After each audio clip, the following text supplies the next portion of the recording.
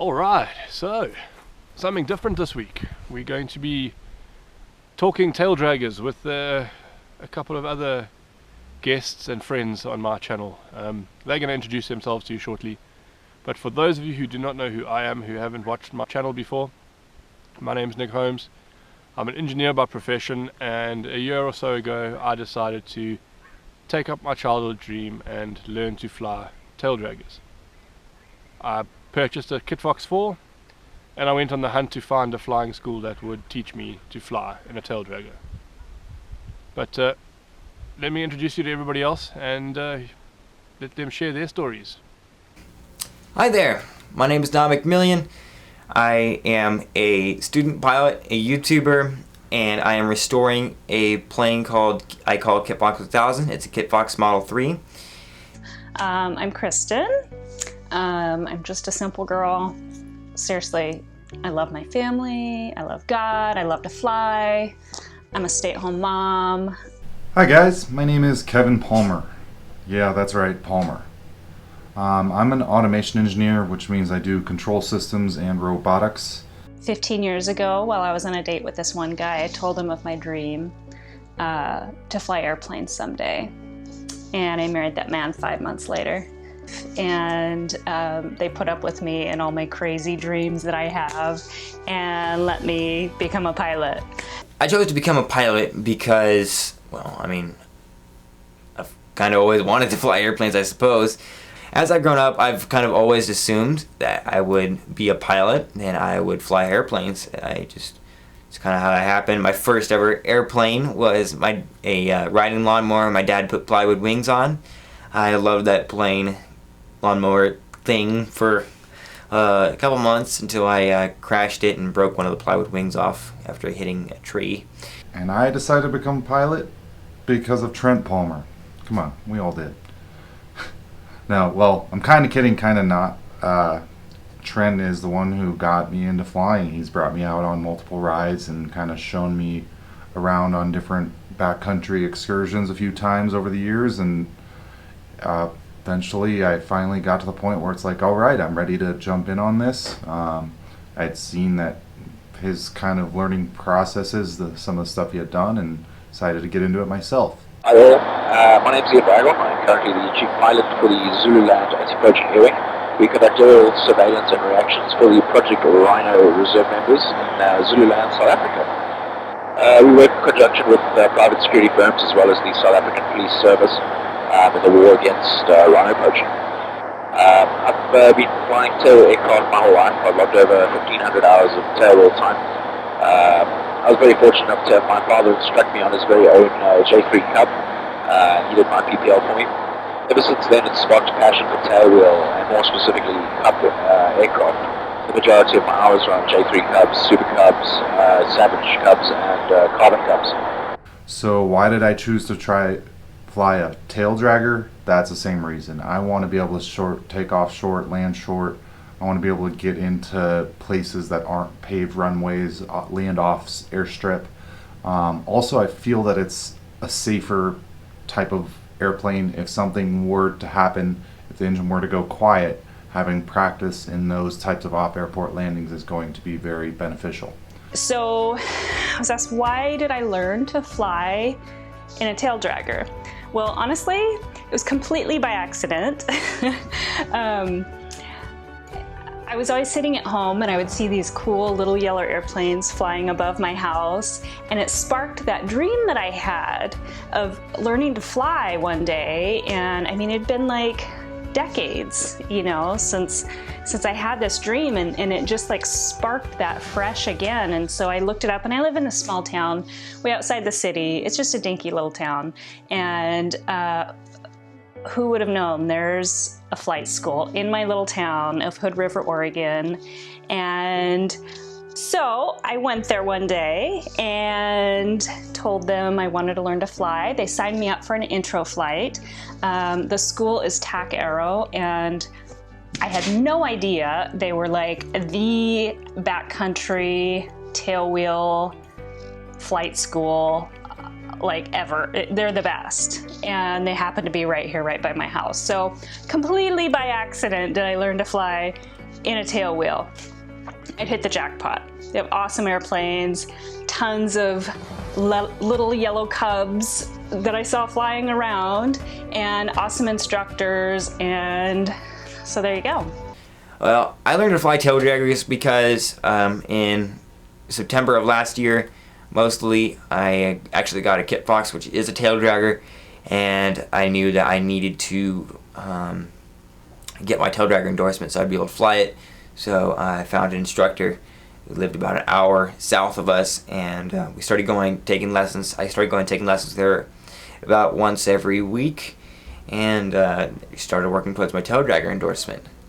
Well, flying tailwheel, it gives you a behind-the-scenes, full access pass to this insane backcountry experience, and you just get to escape the earth and the tangles of the world and just go off on your own. I don't need an airport. I don't need pavement. I just need a fairly flat-ish area, and I can land an airplane.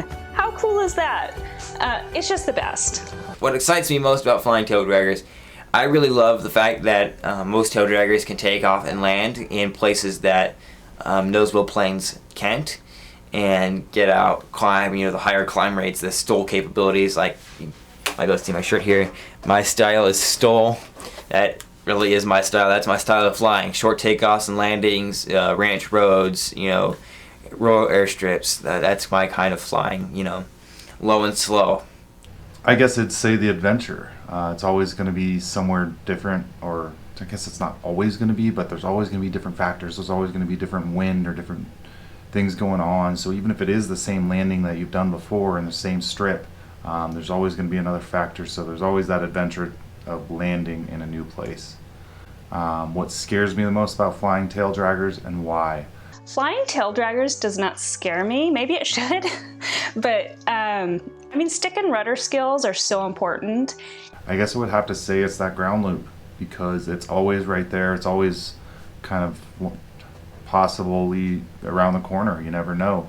Well, at first what scared me most about flying taildraggers, I was always so concerned that on takeoff I would push that stick forward and I'd hit the prop on the ground and total the airplane. That was my first fear, my first major fear, and I held that fear up until very recently when I went flying with Levi Nogus, and he showed me he had to be strapped into the plane with the engine off, of course, and he went out and picked up the tail by the handles and picked it up until the prop just touched the ground. And he showed me that you really have to push that nose over, at least on a Kitfox, to touch the tail to the ground.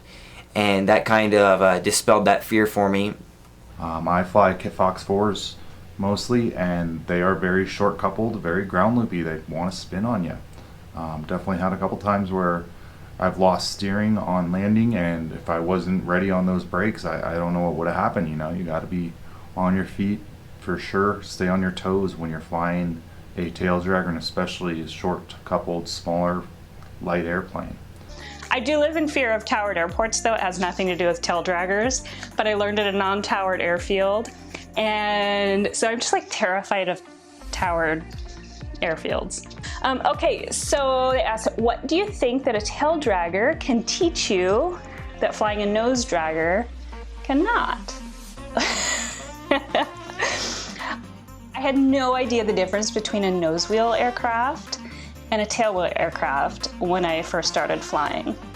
So I'm completely ignorant of this whole subject. I can't answer the question. I did my entire private pilot's training in a tailwheel airplane, and I can't answer this question. So let's move on. Okay, that would definitely be the finesse and the skill, and a lot more of the flying by the seat of your pants, being really aware, really focusing on what is outside the airplane, specifically when you're taxiing, what is outside the airplane, where you're going, and making the airplane go where you want it to go and not settling for any less. That is definitely the biggest lesson flying taildraggers has taught me that flying nose wheels didn't, is being aware of your surroundings, looking outside the airplane, not focusing on the instruments on the inside, looking outside, keeping my feet on those rudders, and really understanding the correlation between what the rudders actually do, what the movements the rudders do to the rest of the airplane. My first couple lessons in 172, when I was first starting flight training, I was using too much rudder, because I had heard, that you steer an airplane with your feet, you need a lot of rudder inputs, and I was thinking about tail draggers back then. I still didn't know a ton about airplanes. And my instructor actually told me to ignore the rudder pedals, like pretend they weren't there for my first couple of lessons. He took over the taxiing until the takeoff and all that kind of stuff. But with the tail draggers, from the first minute you start that engine, you have to stay on those rudder pedals, and you can't let the airplane get away from you. You can't settle for the airplane. Oh, the airplane's starting to drift off a little to the right. That's okay, kind of thing. You have to keep that airplane in line and make it do what you actually are intending for it to do. So I guess if I had to say that flying a tail dragger taught me anything about myself, it's that I always am going to keep being a student no matter what. Even though I'm done with school and I have my degrees, and I still just want to learn. And so that's what the tail dragger has taught me, is that I just want to keep learning more things. Tail dragger flying being one of them, and then I really want to master my skills in that plane. The lesson that flying a tail dragger has taught me about myself originally was that I am not very good at multitasking. I am definitely improving, but multitasking and focusing on looking outside, making S-turns, make sure you're not going to hit something, keeping those rudders, keeping the tail behind you, radio and all this kind of stuff. It's definitely a significantly higher workload flying with a tail dragger than it is with a nose wheel, but that is definitely making me a better pilot, just a more conscientious, a more aware pilot, a more aware person. I learned I only want a backcountry airplane that affords me access to all the fantastic bush flying experiences that there are. And there's a zillion. There's so many places and things and just sights to see and places to land and places where cars can't go, or a nose wheel airplane. Maybe, okay, I know that's a debate, whatever. You can debate it. But for that reason, I learned I'm definitely a tail dragger pilot for life. That's it. So Nick approached me and asked me a question. He said, if someone told you that they wanted to learn to fly in a tail dragger, but flight schools have told them that they need to learn to fly a nose wheel aircraft first before converting to tailwheel, what would I say to them? Well, it's pretty simple. Find a good flight school. Doing initial training on tailwheel aircraft will help your stick and rudder skills tremendously as you go forward. Then converting to a tricycle aircraft is very easy. That being said, tailwheel flying was dying off 10 years ago, and trying to find a flight school that is both a tailwheel aircraft as well as tailwheel instructors on their books is relatively difficult. It's due to the likes of the flying cowboys with their social media, companies like Tailwheel, and all of this that are bringing tailwheel flying back, putting it back onto the map. It's picked up drastically in the last few years, which is awesome. Okay, well that's basically the same thing I first heard when I started flying lessons. It's not a lie that tail gears are harder to fly. Well, I'm sure it would be way easier and take way less time to learn in a nose wheel, so I've heard. But if you've learned in a nose gear and then you transition to a tail wheel, even if you do your tail wheel transition training with a good instructor, you've just got ingrained habits of a nose wheel. And I discovered some videos on YouTube about tail draggers, like Trent Palmer's YouTube videos about the Kitfox. I wanted to learn to fly in those, but he told me that I could learn to fly in the ones that do too, and then convert to tail draggers later, even later on in my instruction before I finished up my private pilot's license. And I would say is that if you have the opportunity and you have the ability and you could find somebody who has a tail dragger, go for it. Go and fly in that tail dragger and get lessons in the tail dragger. Get your tail dragger endorsement. Solo in a tail dragger. I see all these people who've had their pilot's license for years and go get their tail wheel endorsement, and I guarantee I've got better stick and rudder skills all day long. If your instructor or your flight school is unwilling to deal with that, then maybe you should look for a different instructor, a different flight school. You can go talk around and find someone who is willing to teach you in what you want to learn. At the end of the day, it's your money, right? It's your time. You're the student. Learn what you want to learn. And if you want to learn to fly a tail dragger, then find someone who will teach you how to fly a tail dragger. So yeah, find somebody with a tail dragger endorsement who's a CFI and go out there and get some lessons in a tail dragger. I wouldn't change a thing. I'm so happy I went to a tailwheel flight school and learned that intense rudder dance that you have to do all the way down to shutdown of the airplane. It's all I know, and I'm just so grateful I didn't have to go. I started off really hard, so maybe if I fly a nose wheel aircraft, it will seem easy. I don't know, but I hear the other way around is brutal, going from nose wheel to tail wheel. I don't know, but I'm grateful. I'm so grateful. I recommend it.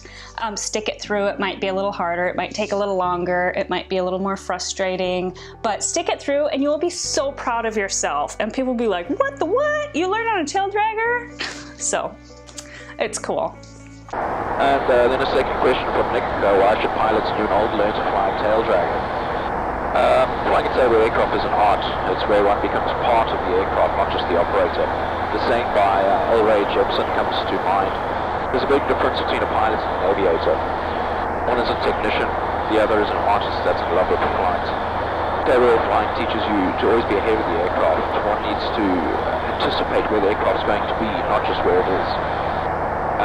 The stick and rudder skills are crucial skills that is slowly being lost to automation in the 21st century. Tailwheel flying puts you back to basics and puts you in charge of your own aircraft. But most importantly, it's just a lot of fun. I love my tail dragger and I wouldn't trade it for anything in the world right now. So yeah, so that's why I fly a tailwheel. That's why I love tail draggers, and why I believe I will always have at least one tail dragger. So anyways, thanks Nick for asking me to do this. Everybody, take care. Make sure you fly safe. Keep in mind, I am not an instructor. Always listening to your instructor. They're the ones who know how to teach you. So don't take anything I say over what your instructor tells you. I really wanted to do this outside, but it is insanely windy. It is absolutely crazy. But yeah, I must say big shout out and thanks to everybody who contributed to this project on why we fly tail draggers. Huge shout to Ian Waghorn, who a great South African bush pilot who we are losing to greener pastures and greater backcountry experiences. Ian is off to fly for TAC Aero in Hood River, Oregon. So I'm sure you'll see him around on TAC Aero's YouTube channel and their Facebook posts and stuff. Keep a lookout for Ian. He's an amazing pilot. Anyway, so what I'm going to do is I'm going to leave you with what I think to be the most inspirational story to come out of this project. Listen to the story. Have a look at that smile at the end of the story. And if that does not inspire you to get out there, experience the backcountry, live the adventure, and fly tail draggers, I don't know. No, then there's no hope. So check out Kristen's story coming up now, and give us a thumbs up for tail draggers. Hit that subscribe button if you haven't. Check out everybody else's channel. Go subscribe to them. Check them out on Instagram, Facebook, YouTube. All the links are below, and we'll see you next week. Well, okay, here's the deal. A few weeks ago, I got to fly a Cub Crafters new Carbon Cub FX2 tailwheel airplane with 29-inch bush tires and like crazy shocks, and it makes you feel so good about every landing, like you're just landing on pillows.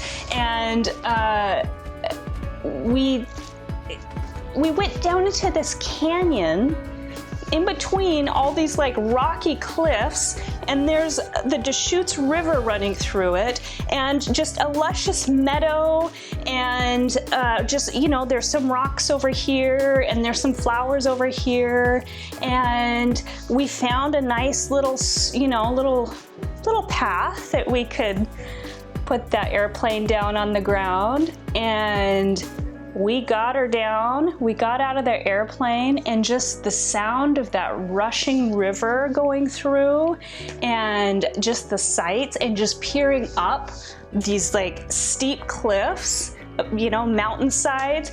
And we got our fly fishing pole out, and I learned to fly fish that day. And that's cool. That's why you should learn to fly a tail dragger.